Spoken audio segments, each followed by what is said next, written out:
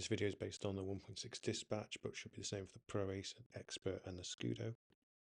Underneath, as you see just next to the exhaust, you should see the drain plug on the gearbox. It's a 21mm in my case, or there was a square key that you could insert.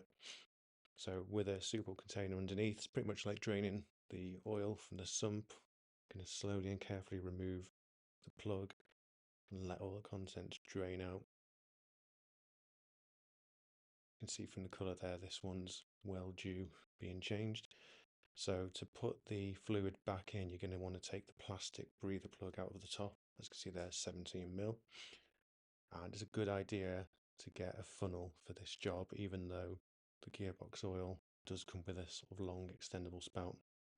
Once after you've drained all the fluid out, you can replace the plug back in the bottom of the gearbox and put in the comma 7580 back in.